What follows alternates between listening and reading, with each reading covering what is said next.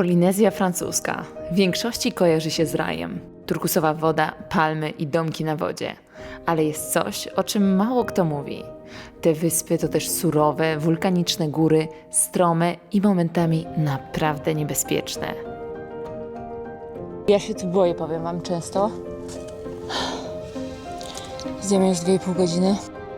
Czytaliśmy w internecie, że to jedne z najniebezpieczniejszych szczytów do wspięcia się. I właśnie tam się wybieramy. Jest bardzo ciężko. Jest taka wyrybka. Trzeba być naprawdę doświadczonym piechurem, bo nie wolno się poślizgnąć w ogóle. Dziś spróbujemy wejść na 2 z nich. Rotui i Mwaputa. Zobaczymy, czy faktycznie są tak niebezpieczne i czy uda nam się wrócić.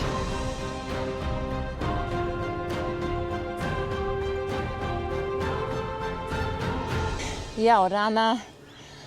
7 rano wychodzimy na szlak, idziemy na górę Mont Rotui. 900 metrów nad poziomem morza, 899 dokładnie. Piękna pogoda, zobaczymy ile tu się utrzyma, bo tutaj pogoda nigdy nie wiadomo co będzie. Za godzinę mogą być chmury, może być ulewa. Ale patrzcie jaki piękny ocean, niebieski ocean za mną. Także zaraz po górze pewnie pójdziemy na snorki. A tak się szlak zaczyna. Idziemy oczywiście z Maps.me. Na samym początku była nawet oznaka, był znaczek, że to tutaj.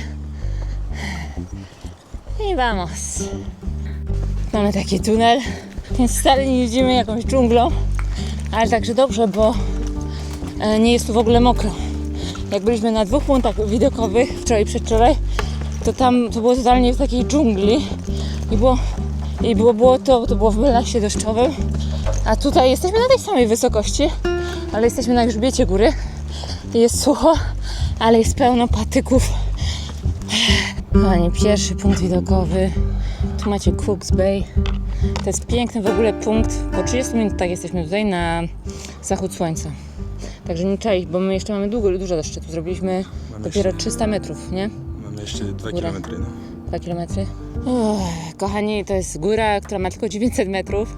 Także nie mamy dużo do przejścia. Znaczy nie mamy dużo do przejścia, ale jest tak ciepło, jest tak gorąco, wilgotno. Na szczęście jest cień trochę na trasie. Więc my jesteśmy po prostu cali zmoczeni i mnie to utrudnia bardzo to słońce, mocne wchodzenie. Strasznie mnie spowalnia, bo nie lubię wchodzić jak jest tak gorąco, no ale spowolniliśmy trochę tempo, bo mamy tylko 2 butelki wody, duże, no ale to jest i tak za mało, bo cały czas się bardzo, bardzo pocimy. Idziemy już 2,5 godziny. Jest taka wyrybka. No... Jest ciężko. Jest ciężko. Jest bardzo ciężko. Trzeba być naprawdę doświadczonym piechurem, bo nie wolno się poślizgnąć w ogóle. Znaczy możecie się poślizgnąć na tył, na przód, ale nie można na prawo i lewo, żeby nie stracić balansu. Ja się tu boję, powiem wam często, bo czasami są przejścia. O Jezu, jest ciężko. Jest tak wilgotno. Jest wilgotno tak bardzo, ale widoki wynagradzają wszystko. Trzeba naprawdę iść po takich chaszczach. Jezu, mam długie spodnie w plecaku, ale nie chcę mi się ich wybierać, ale muszę, absolutnie muszę.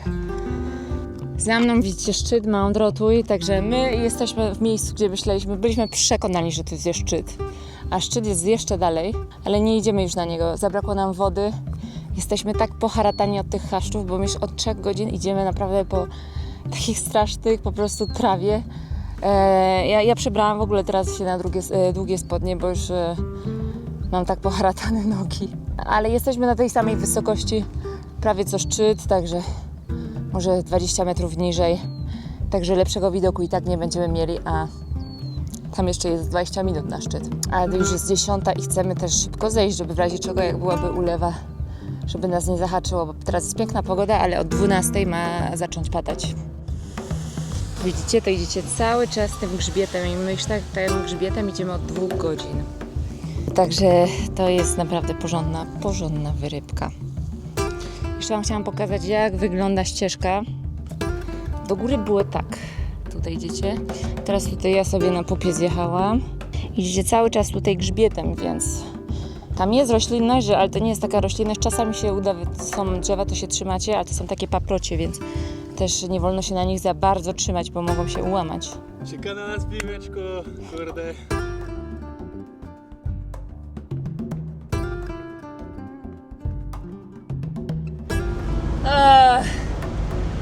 Jesteśmy już w aucie, teraz wam już powiem na spokojnie. Nie idźcie nigdy z małą ilością wody tutaj w góry. My mieliśmy 2 litry, bo 2,5 na 2 osoby. Ale myśleliśmy, że ta góra, na którą idziemy, to jest maks 4 godziny. 2 godziny zejścia i 2 godziny wyjścia. Bo nasz znajomy podobno to zrobił w 3 godziny 15 minut. I posłuchaliśmy go, nie patrzyliśmy.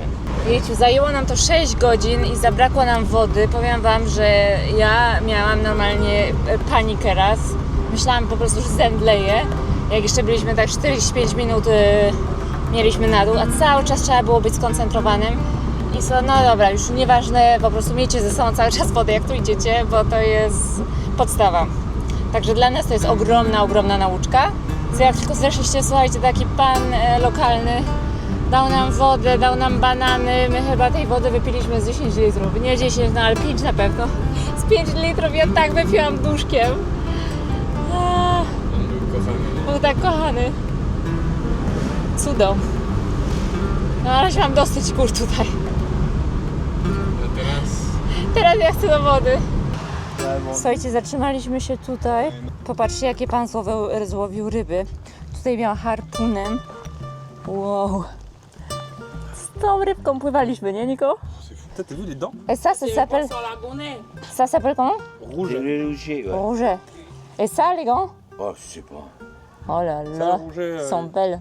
dans les Caraïbes, j'en ai mangé beaucoup. Ale piękne, przepiękne. I wzięliśmy kokosa tutaj. Excusez-moi, c'était quelle langue? A, c'est polonaise, je suis polonaise. Patrzcie, jak pięknie. Po naszym pierwszym wyzwaniu jedyne o czym marzyliśmy to wskoczyć do wody. Ale to, co na nas czekało, było czymś zupełnie innym. To nie było zwykłe pływanie z rekinami czy płaszczkami. To było doświadczenie, które trudno opisać słowami. Coś rzadkiego, wręcz nierealnego. W pewnym momencie przestajesz myśleć o wszystkim dookoła i zostajesz tylko ty, cisza oceanu i one, ogromne, spokojne, majestatyczne.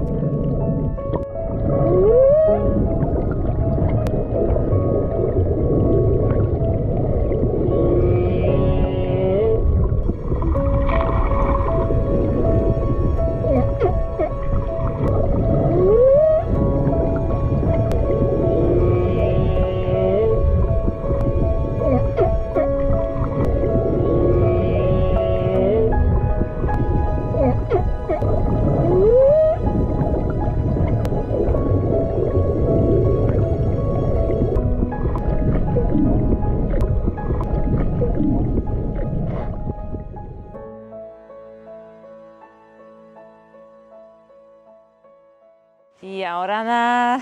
Zaczynamy nasz trekking na Mwaputa. Jest to taka dość symboliczna taka góra tutaj na wyspie Moorea, najbardziej znana, ponieważ ma ona jak gdyby takie koło w środku jest góry, taki okrąg. Zaczynamy nasz trekking, jest pięknie zielono, mamy 800 metrów w górę. Będzie bardzo stromo, zobaczymy jak stromo. Padało dzisiaj rano, więc miejmy nadzieję, że nie będzie aż tak ślisko. Zobaczymy. Przyjechaliśmy tu na naszym skuterku i teraz w górę. Początek trasy jest prosty. Jest to przejście po prostu przez bujną roślinność. Taki powiedzmy las deszczowy. Także idziemy sobie. Tutaj widzieliśmy już wodospad. Jest fajnie, bo się idzie w cieniu, więc zupełnie inaczej niż na Mount Rodway. Jesteśmy przygotowani, mamy 4 litry wody, a góra jest, większość jest w cieniu, więc i są wodospady, więc raczej nie powinniśmy aż tylu litrów potrzebować, ale kto wie, wolimy mieć na zapas teraz po naszym doświadczeniu z górą Rodway. Idziemy już 40 minut. Jedyny challenge, jaki tu jest, takie wyzwanie, to, że są tutaj mrówki. Po francusku się nazywają fourmis de feu, czyli jak gdyby takie, nie wiem, ogniowe mrówki. Fire ants. Więc one nas po prostu gryzą cały czas i taki dość duży jest ból, nie jakiś bardzo duży, ale taki jakby cię komar 3 razy może Taki dziwny jest ten ból, inny niż Komara. Taki niekomfortowy. Jest bardzo ślisko, bo dzisiaj rano padało, ale to są nasze ostatnie dni na Morea i w ogóle na Polinezji. Dlatego chcemy spróbować wejść na tą górę. Jest bardzo wilgotno, leje się z nas. No zobaczymy. Idziemy, jeśli będzie za bardzo niebezpiecznie, to nie wyjdziemy na szczyt, ale miejmy nadzieję, że jak wyjdziemy już z dżungli, pójdziemy grzbietem, to będzie bardziej sucho. Zobaczymy. Także jeszcze mamy 500 metrów. Coś. Voilà. Tak przemierzamy przez lasy tutejsze. Dobrze, że mamy dobre buty.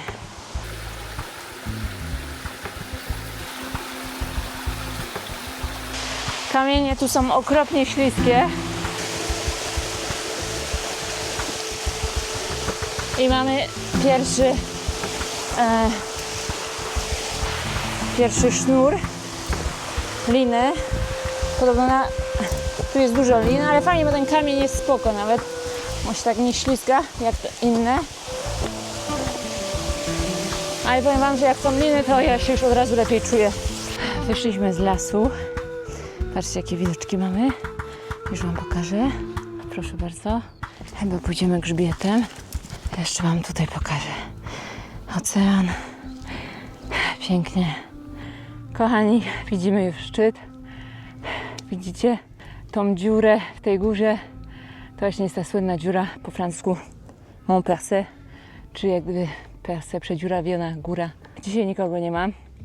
Pewnie dlatego, że padał deszcz. Za mną macie widok na ocean, macie piękne laguny widać, tam gdzie są ogrody koralowe. Jesteśmy cali spoceni, bo jest tak wilgotno, ale pięknie, pięknie widać. Nie jesteśmy w chmurach, chociaż chmury trochę są.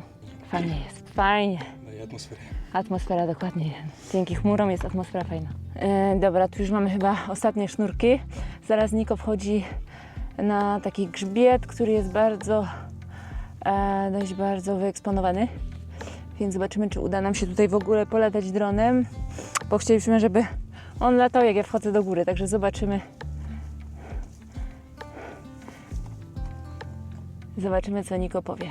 Voilà, jesteśmy na szczycie. Dotarliśmy, więc to ostatnie przejście tutaj widzicie. No faktycznie, powiem wam, tam trzeba było użyć i rąk, i nóg. Także to ostatnie było najtrudniejsze, a tak to spoko to wejście. Jest naprawdę łatwiejsza ta góra niż Rotway, na której byliśmy. Rotway to jest ta góra. Nie doszliśmy na sam szczyt, no ale zatrzymaliśmy się zaraz przed szczytem. Więc no, powiedzmy, byliśmy prawie na szczycie. Na Mount Rotway musicie mieć minimum 3 litry wody ze sobą na osobę i musicie liczyć tak mniej więcej 7 godzin wycieczki. Minimum. A tutaj co? Weszliśmy no w 2 godziny bez zatrzymywania się, nie? 2,5 godziny z wodospadem i z filmowaniem naszym. I macie taki widok 360 stopni. Jesteśmy całkowicie sami na tej górze. Nikogo nie ma. Jest tutaj mało miejsca. To znaczy na szczycie, szczerze, moglibyście rozbić namiot. Ale my wschodzimy. Ale pięknie jest. Wow. W ogóle patrzcie na moje nogi, buty. Niko jest cały mokry, więc jeśli idziecie tutaj na ten trekking, się wybieracie, to naprawdę weźcie ze sobą już brudne rzeczy. To znaczy brudne ubrania. Ja już wzięłam naprawdę po Mount Rotway, nawet nie prałam rzeczy. Powiedziałam, że pójdziemy tutaj na tą górę, co teraz jesteśmy i wiedziałam, że tutaj będzie też pełno błota i będą wszystkie ubrania brudne, więc bez sensu było brać rzeczy. I powiem wam, że ta góra ma 830 metrów, więc my przyjeżdżając tutaj sobie wyobrażaliśmy, 830 metrów malutko, łatwe góry, a to są jedne z najtrudniejszych gór. Ogólnie nawet czytałam na świecie, że są, bo po prostu tutaj dojście to nie jest łatwe, widzicie, macie tylko sznurek, żadnych zabezpieczeń. Także jeśli się zastanawiacie, na którą górę pójść, to ja naprawdę weźcie sobie Mała Puta, bo jest o wiele jest łatwiejsza, jest krótsza, jesteście w cieniu. Mimo wszystko trzeba bardzo uważać, bo czasami, zwłaszcza jakbyście szli i deszcz by padał, to wtedy, no jak deszcz pada, to w ogóle nie iść. No ale jakby się natrafił deszcz, jak akurat pójdziecie, to trzeba bardzo uważać, wtedy jest niebezpiecznie. I w ogóle nawet jest niebezpiecznie, bo czasami są przejścia, które po prostu naprawdę trzeba mieć dobry balans, trzeba wiedzieć, gdzie nogę postawić. Także najlepiej, w najlepszym przypadku najlepiej wziąć przewodnika. Nigdy nie iść samemu, absolutnie nigdy nie iść samemu. i trzeba naprawdę być doświadczonym piechurem, żeby iść na obojętnie którą z tych gór. Skończyliśmy trekking. Patrzcie na Nikolasa. W ogóle co to było? Słuchajcie, złapał nasz deszcz. Od razu jak już zaczęliśmy schodzić, zaczęło tak lać. Całe zejście lało. Także trzeba było uważać. Lądowaliśmy na pupie cały czas. Ja szczerze, schodziłam na pupie cały czas praktycznie, bo było tak ślisko. Na szczęście były sznury, ale potem w tym lesie, jak już weszliśmy do lasu, powiem wam, że te mrówki zaczęły nas tak atakować. Jesteśmy tak pogryzieni. Ja jestem po prostu... I'm burning, nie wiem jak to powiedzieć. Po prostu mnie tak piecze całe ciało, że nie wiem, czy to było tego warte. Także bierzcie długie rękawki i długie spodnie. Może wtedy nie pogryzą. Jezu, co jeszcze? Trzeba startować o 5 rano. A czemu o 5 rano? I jak masz mrówki o 5 rano? Nie, bo nie jest tak ciepło i możesz być... No ale ja mogłam mieć spodnie teraz. Nie było mi aż tak ciepło. Nie, no warto, naprawdę warto. Widoki były przepiękne, ale pain in the ass te mrówki. To już ostatni vlog z naszej serii o Polinezji francuskiej. Dajcie znać w komentarzach, jak Wam się podobała ta destynacja i która przygoda była Waszą ulubioną. My totalnie zakochaliśmy się w tym miejscu i na pewno jeszcze tu wrócimy, żeby odkrywać kolejne wyspy Polinezji francuskiej, bo to naprawdę magiczny zakątek świata. Jeśli nie widzieliście poprzednich vlogów, koniecznie nadróbcie. Pokazujemy tam nasze przygody na wyspach Huahine i Taha. No i pamiętajcie o subskrypcji kanału. Każdy sub naprawdę pomaga nam się rozwijać i jest dla nas ogromnie ważny. Dzięki, że jesteście z nami.